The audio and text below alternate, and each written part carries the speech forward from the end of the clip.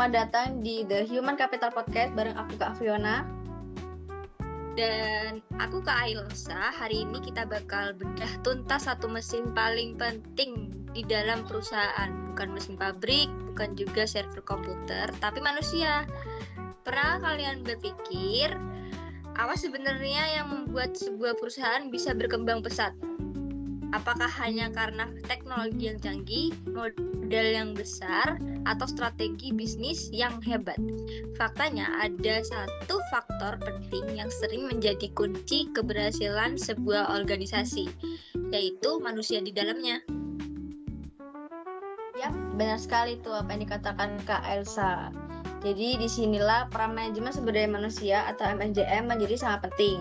Di mana MSDM itu bukan hanya sekedar mengatur karyawan, tetapi juga bagaimana organisasi mampu mengolah potensi, kemampuan, dan kreativitas manusia agar dapat bekerja secara efektif untuk mencapai tujuan bersama.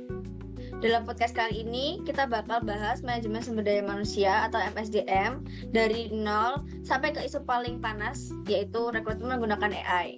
Apakah nantinya studi kasusnya ini tuh akan seram atau malah ngebantu banget sih, Kak? Wow, menarik banget gak sih Kak topik podcast kita hari ini? BTW, aku mau tahu nih Kak, biar makin santai aja, biar kita nggak tegang ya. Menurut dari sudut pandangnya kakak nih, manajemen sumber daya manusia itu apa sih Kak?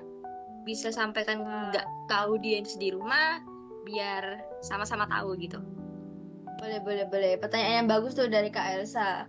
Menurut aku sendiri, MSDM itu adalah bidang dalam manajemen yang bertanggung jawab untuk merencanakan, mengorganisasi, mengarahkan, dan mengendalikan kegiatan terkait sumber daya manusia di suatu organisasi. Nah, itu menurutku sih Kak. Coba kalau dari kakak sendiri itu gimana? Oke, pendapat kita sebenarnya sama sih Kak. Cuman aku mau tambahin dikit nih. Jadi MSDM itu mencakup segala hal yang terkait dengan karyawan, perekrutan, pengembangan, evaluasi kinerja, hingga manajemen kompensasi dan manfaat. Oh ya, after kita ngobrol santai kayak gini, makin kepo nggak sih Kak? MSDM itu sebenarnya isinya apa sih? Tanpa kita tunggu lama-lama lagi, kita kedatangan tamu-tamu keren nih. Ada Kak Cinta, Kak Cynthia, Kak Dinda, dan Kak Indi. Halo semuanya. Halo. Oke, biar kita lebih mengenal lebih dalam nih ya, dan juga para audiens mungkin yang ada di rumah bisa mengenal dengan kita. Coba bisa dari Kakak Indi, Kakak Cinta mungkin bisa perkenalan. Oke, halo semuanya. Kenalin, nama aku Cinta. Aku dari S1 Manajemen. Salam kenal semuanya. Halo Kak Cinta, selamat kenal. Halo. Halo semua, kenalkan aku Indi dari S1 Manajemen. Salam kenal. Halo Indi, salam kenal. Halo. Semuanya, aku Cynthia dari S1 Manajemen. Salam kenal semuanya. Salam kenal. Halo Cynthia, salam kenal.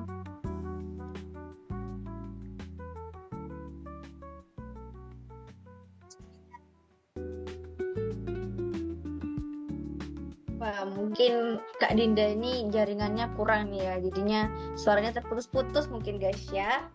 Oke, lanjut aja nih.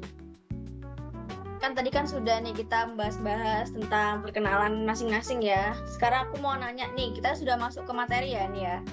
Aku mau nanya nih sama Kak Cinta. Aku tuh pernah dengar MSDM itu sering dibilang jantung organisasi. Nah, secara definisi MSDM itu menurut para ahli atau teorinya tuh apa sih Kak? Dan kenapa manusia tuh harus dimanajemenin? Oke, pertanyaan bagus tuh dari Kak Fiona. Jadi sederhana itu gini ya. Kan kalau perusahaan itu kan punya uang ya, punya alat, punya strategi. Tapi pasti yang ngegerakin itu siapa kalau bukan manusia ya. Jadi kalau dikatakan MSDM itu ilmu yang pastinya untuk memastikan adanya di posisi yang tepat, adanya orang yang tepat, dan juga pada waktu yang tepat. Nah, dengan motivasi itu akan terbentuk suatu organisasi yang bagus dia, karena dia tertata. Jadi kalau menurut para ahli itu, kalau menurut Gary itu MSDM itu adalah proses memperoleh, melatih, menilai, dan juga memberikan kompensasi kepada karyawan. Serta MSDM itu juga mengelola hubungan kerja, kesehatan, keselamatan, dan juga keadilan bagi karyawan. Seperti itu. Oke. Oke, berarti bukan cuman soal bagi-bagi slip gaji aja ya Kak Cinta? Oh, bukan dong, kan itu jauh ya. Nah, kalau itu dimasuk ke ruang lingkup. Nah, kalau di ruang lingkup itu kan yang dipelajari itu ada perencanaan, ada rekrutmen, ada pengembangan karirnya, ada juga sampai di tahap dimana mereka itu sampai di pensiunnya dengan layak, seperti itu. Nambahin ya Kak Cinta. Jadi sesuai yang dikatakan Kak Cinta tadi, sebenarnya ruang lingkup MSDM itu nggak cuma soal rekrut orang aja. Di lapangan kita tuh juga ikut merencanakan kebutuhan karyawan, terus mencari dan menyeleksi kandidat mana yang paling cocok untuk perusahaan. Setelah karyawan masuk pun kita tuh tetap terlibat, misalnya kayak pelatihan, pengembangan kemampuan, sampai penilaian kinerja mereka. Selain itu, kita juga perlu ngatur gaji dan tunjangan, serta memastikan hubungan kerja dan keselamatan di tempat kerja mereka itu tetap baik. Jadi bisa dibilang ruang lingkup kami itu mendampingi karyawan dari awal mereka masuk ke perusahaan sampai nantinya siap pensiun dengan layak. Begitu. Nah, betul tuh yang ditambahin dari Kak Indi.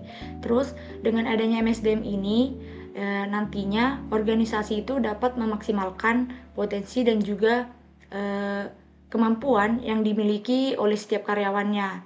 Nah, sehingga itu pasti dapat mencapai suatu tujuan organisasi mereka menjadi lebih efektif dan juga efisien. Seperti itu, Kak. Oh, gitu ya. Dari Kak Cinta dan Kak Indi. Oke deh. Tadi kan kita udah membahas tentang definisi dari MSDM kan. Sudah kita bahas, terus habis itu aku kepo nih. Jadi makin kepo kan aku ya. Tentang lingkungan dan peran strategi MSDM. Bisa dijelaskan mungkin? Oke Kak, banyak orang ngira kalau urusan karyawan di perusahaan itu cuma soal rekrutmen sama gaji aja kan. Padahal sebenarnya nggak sesederhana itu tahu, karena ada banyak hal lain yang bisa memengaruhi cara perusahaan mengelola karyawannya. Oh gitu ya. Coba kalau dari Kakak Dinda sendiri nih, sebenarnya apa sih yang dimaksud dengan lingkungan manajemen sumber daya manusia itu? Jelasin ya Kak. Kalau secara sederhana, lingkungan sumber daya manusia itu berbagai faktor yang memengaruhi cara kerjanya perusahaan dalam mengelola karyawannya. Nah, faktor-faktor ini juga bisa berasal dari dalam perusahaan maupun dari luar perusahaan. Walah, ya. Berarti bukan cuman soal karyawan aja Kak Dinda? Iya, bener banget. Jadi di manajemen sumber daya manusia ini, lingkungannya terbagi menjadi dua. Ada lingkungan internal dan lingkungan eksternal. Begitu, boleh nggak sih Kak jelasin tentang lingkungan internalnya? Boleh banget, aku jelasin ya. Lingkungan internal adalah faktor yang berasal dari dalam perusahaan. Nah, contohnya yang pertama, ada budaya organisasi. Budaya organisasi itu kebiasaan atau nilai-nilai yang memengaruhi cara karyawan bekerja sehari-harinya. Nah, yang kedua, ada kebijakan manajemen. Contohnya nih kayak kebijakan rekrutmen, penilaian kinerja, sampai memberikan kompensasi. Nah, yang ketiga, ada struktur organisasi. Struktur organisasi ini pembagian tugas dan tanggung jawab di dalam perusahaan. Nah, yang terakhir ini yang paling penting adalah karyawannya sendiri. Kan setiap karyawan itu memiliki kemampuan dan motivasi kerja yang berbeda-beda toh. Nah, semua hal ini itu bisa memengaruhi motivasi dan kinerja karyawan dalam bekerjanya. Juga ya. Jadi misalnya kalau budaya kerjanya itu terlalu menekan ke karyawan nih Kak. Karyawan tuh nanti bisa gampang stres juga Kak atau bagaimana Kak?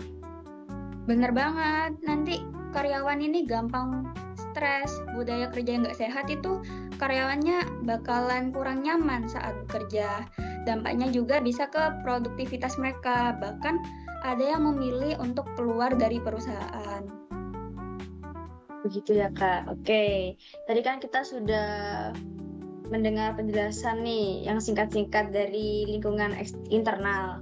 Sekarang aku kepo juga nih, kalau misalnya dari lingkungan eksternalnya itu seperti apa ya Kak? Kalau lingkungan eksternal ini kebalikannya, faktor yang berasal dari luar perusahaan. Contohnya, yang pertama ada perkembangan teknologi. Jadi karyawan ini tuh dituntut untuk menyesuaikan diri dengan adanya perkembangan teknologi. Dan yang kedua ada juga kondisi ekonomi. Seandainya ekonomi negara lagi naik atau turun, biasanya perusahaan itu akan menyesuaikan juga. Lalu yang ketiga ada peraturan pemerintah. Contohnya, undang-undang ketenagakerjaan atau kebijakan upah.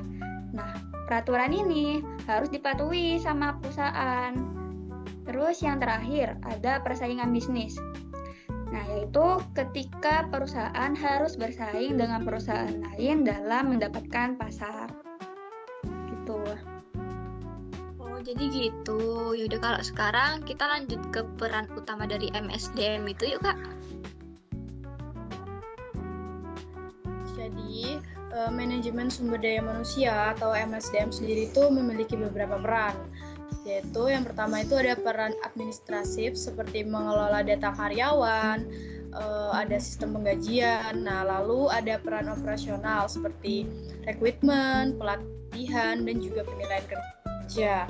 Lalu ada peran strategis, di mana peran itu merencanakan kebutuhan tenaga kerja jangka panjang. Lalu ada peran sebagai mitra manajemen, di mana peran itu membantu sebuah pimpinan dalam mengatasi masalah karyawan dan membangun hubungan kerja yang baik. Mungkin seperti itu sih Kak peran dari MSDM sendiri. Baik, jadi perannya cukup luas banget ya Kak. Lalu dari Kak Cynthia sendiri nih, apa aja sih tantangan yang dihadapin dari MSDM itu sendiri? Menurut buku yang aku baca dari Gary itu, ada beberapa tantangan utama yang dihadapi dari MSDM sendiri. Yang pertama itu ada globalisasi, di mana perusahaan itu harus mampu mengelola tenaga kerja dari berbagai budaya dan juga latar belakang, karena persaingan bisnis itu sudah berskala internasional. Nah, yang kedua itu ada perkembangan teknologi, di mana perkembangan teknologi sendiri itu menuntut karyawan untuk memiliki keterampilan digital dan kemampuan untuk menggunakan berbagai macam sistem teknologi dalam pekerjaan mereka. Nah, yang ketiga itu ada keragaman tenaga kerja. Nah, karena karyawan itu memiliki latar belakang yang berbeda-beda, sehingga MSDM di sini tuh harus mampu menciptakan lingkungan kerja yang inklusif dan saling menghargai satu sama lain. Nah, keempat juga ada peningkatan produktivitas dan kinerja, di mana perusahaan itu harus terus meningkatkan performa agar mampu bersaing di pasar global. Dan yang terakhir itu ada perubahan lingkungan bisnis, seperti perubahan strategi, struktur organisasi, atau sistem kerja yang mengharuskan sebuah perusahaan dan juga karyawan untuk terus mampu beradaptasi dengan perubahan yang ada. Mungkin seperti itu, Kak. Wah, gila-gila. Ternyata tantangan yang dihadapin MSDM itu kompleks dan complicated banget ya, Kak. Oke, kalau gitu sebagai penutup nih ya, apa sih kesimpulan dari pembahasan kali ini? Oke, aku jelasin kesimpulannya ya, Kak. Jadi, kesimpulannya, manajemen sumber daya manusia atau MSDM sendiri itu memiliki peran yang sangat penting dalam sebuah keberhasilan organisasi atau yang udah disebutin tadi, yaitu jantungnya organisasi. Nah, karena manajemen sumber daya manusia sendiri itu tidak hanya mengelola tenaga kerja secara administratif, tetapi juga berperan secara strategis dalam membantu sebuah organisasi untuk menghadapi berbagai tantangan seperti globalisasi, perkembangan teknologi, dan juga perubahan lingkungan bisnis. Nah, dengan pengelolaan sumber daya manusia yang baik, organisasi itu dapat meningkatkan kompetisi, motivasi, dan juga kinerja karyawan sehingga mampu mencapai tujuan serta bertahan dalam persaingan jangka panjang. Itu aja sih kesimpulan dari aku. Oke, terima kasih banyak buat Kak Sidia dan Kak Dinda atas penjelasannya yang sangat jelas sekali ya tadi itu. Semoga di pembahasan hari ini bisa menambah wawasan kita semua tentang pentingnya manajemen sumber daya manusia dalam organisasi. Oke, ini nih bagian yang paling kita tunggu-tunggu nih. Coba tebak, apa itu ya Kak Elsa? Wah, apa ya? Coba Apa bisa ya, nebak kira-kira? ya. Apa ya teman-teman? Apa ya kira-kira? Oke. Apa ya? Jadi kita ini akan memasuki studi kasus. Nah, dari kita tahu tuh sekarang ini kan banyak ya perusahaan pakai AI ya untuk merekrut pekerjaan. Contohnya nih, salah satu contohnya nih, kita ambil contoh di perusahaan Unilever. Unilever ini adalah salah satu perusahaan terbesar di dunia dengan lebih dari 150 karyawan di 190 negara. Wow. Nah, di setiap tahunnya itu mereka merekrut ribuan talenta baru, terutama untuk program Graduate Leadership atau calon pemimpin masa depan. Sebelum mengadopsi AI, proses rekrutmen Unilever ini tuh menghadapi tantangan klasik yang dialami banyak perusahaan multinasional lainnya. Yang pertama, volume pelamar yang sangat besar, atau bisa juga sampai 100.000 pelamar untuk beberapa opsi tertentu. Lalu yang kedua, proses yang cukup lama di mana waktu yang dibutuhkan untuk menyeleksi dari aplikasi hingga penawaran kerja itu bisa sampai 4 bulan lamanya. Yang ketiga, itu biaya operasional untuk wawancara dan screening manualnya tuh cukup besar gitu, kayak overpriced banget gitu loh. Wih, aku kayak tahu nih berita ini. Oh ya, Kak Fiona, aku tambahin dikit ya tentang masalah utama dari Unilever ini. Jadi, masalah dari perusahaan ini tuh ingin meningkatkan efisiensi dan kualitas perekrutan tanpa mengorbankan pengalaman kandidat.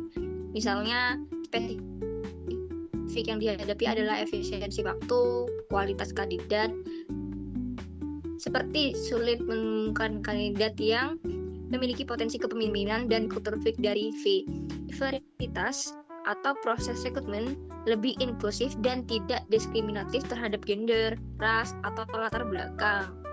Namun, Unilever sudah melakukan tindakan secara cepat dengan memberikan solusi menggunakan teknologi AI terkemuka untuk mengubah proses rekrutmen. Solusinya antara lain yaitu Paymetrics dan HireVue atau yang bisa kita sebut dengan video interview AI, Kak. Wah, dari pembahasan Kak Fiona dan Kak Elsa ini, kami tahu loh tentang kasus ini. Wih, kalau sudah tahu nih pasti kalian sudah lahir banget ya. Udah tahu banget nih bakalan apa yang akan kita bahas nih ya, topik-topiknya kan. Oke, karena kalian sudah pada tahu nih kan kasus-kasusnya nih. Dari kalian berapa nih, boleh nggak kalau sharing-sharing dikit tentang gimana praktiknya hal tersebut di lapangan? Supaya para audien yang ada di rumah mungkin paham nih tentang kasus yang lagi trending saat ini. Jadi biar mereka tuh nggak ketinggalan berita-berita yang lagi viral-viral itu. Boleh dong, boleh banget. Oke, aku kasih contoh ya. Tadi nih, satu perusahaan teknologi besar yaitu Unilever, di mana tuh mereka kan dapat 10.000 CV setiap bulan. Kalau misalnya manual, tim HR itu butuh waktu berbulan-bulan cuma buat baca. Nah, pada akhirnya mereka itu pakai AI screening atau ATS. Nah, ATS sendiri itu Applicant Tracking System gitu.